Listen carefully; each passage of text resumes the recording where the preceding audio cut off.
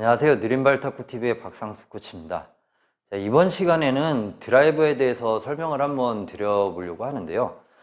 드라이버 하면은 뭐 스윙을 뭐 때리면서 건다, 아니면은 뭐 얇게 공을 긁어주면서 건다, 뭐 여러 가지 방법들이 있죠. 근데 이제 저는 타법을 말씀드리려고 하는 게 아니라, 내가 붙어 있거나 아니면 떨어져 있거나 아니면 어느 정도 중진에서 있거나 이런 상황에 맞춰서 너무나 어떻게 보면 당연한 건데 좀 당연하면서도 좀 생각을 안 하실 수 있는 이 드라이브 스윙 크기에 대해서 한번 설명을 드려보려고 해요.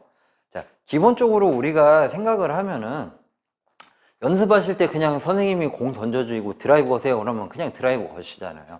근데 이게 드라이브를 거시면서도 내 떨어져 있는 서 있는 위치에 따라서 분명히 스윙 크기는 조금씩 달라져야 된다고 생각을 해요. 근데 이런 부분들을 생각 안 하고 그냥 거시는 경우가 생각보다 좀 많으시다는 거죠. 그래서 좀 이런 부분을 좀 신경을 써주셨으면 좋으실 것 같아요.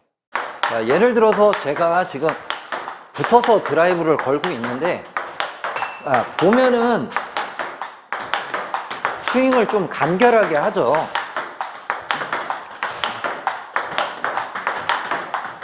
자, 이유는 뭐 너무나 단순해요.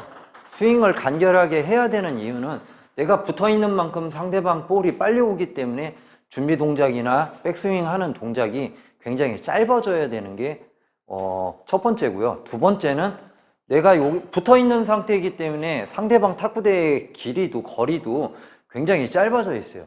그렇기 때문에 긴 스윙을 하면은 공이 좀 길게 나갈 확률이 높아요. 그렇기 때문에 당연히 조금 더 짧은 스윙을 해줘야 돼요. 뭐 예를 들어서 제가 이렇게까지 붙어 있다 하면은 네? 네?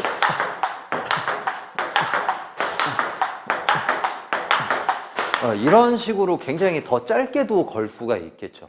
왜냐하면 여기서 좀 스윙이 길어지면 아까 말씀드렸다시피 좀 더 공이 길게 나가서 범실이 날 수 있기 때문에 그런 거고요. 한 요 정도 이제 중진 드라이브라고 했을 때, 자, 요때가 이제 좀 더 긴 스윙을 나가 주셔야 되겠죠. 아무래도 내가 떨어져 있는 거리가 있다 보니까 아무래도 내가 여기에서 또 상대방 탁구대까지 보낼 수 있는 거리가 길어졌기 때문에 그만큼 허리나 아니면은 앞으로 지나가는 스윙이나 이런 것들이 좀 더 길어져야 좀 더 큰 힘을 실어주니까 공에 힘을 좀 더 전달시켜 주기가 좀 좋아요.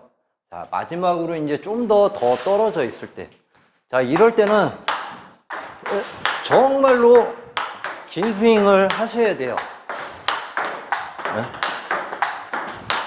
여기에서 이제 사람들이 좀 실수를 많이 하시는 게 떨어져 있으니까 힘을 많이 실으면 된다 이렇게 생각하시고 어떻게 많이 치시냐면은 힘만 많이 쓰시는 경우가 많으세요. 이거는 사실은 힘만 많이 주고 계신 거지 실질적으로 힘 전달을 길게 보내주시는 건 아니기 때문에 사실은 가볍게 걸어도 스윙을 길게 하면은 충분히 공은 멀리 보내주실 수가 있어요.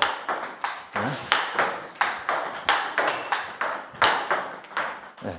그렇기 때문에 이 상황에 맞춰서 내가 좀 더 떨어져 있으니까 힘만 더 많이 실어야지 이런 게 아니라 내가 떨어져 있음으로 해서 그만큼 스윙 자체도 좀 더 길게 나가 주셔야 되는 거고, 그게 중전이었을 때는 조금 더 줄여 주시는 거고, 전진이었을 때는 더 많이 줄여 주셔야 되고, 이런 식으로 내가 서 있는 위치에 따라서 분명히 스윙 크기도 달라지셔야 되니까 힘으로만 너무 조절하려고 하지 마시고 스윙 크기에 대해서 조금 더 조절을 하시면은 드라이브 거는 데에 대해서 좀 더 범실도 줄일 수 있지 않을까 싶습니다.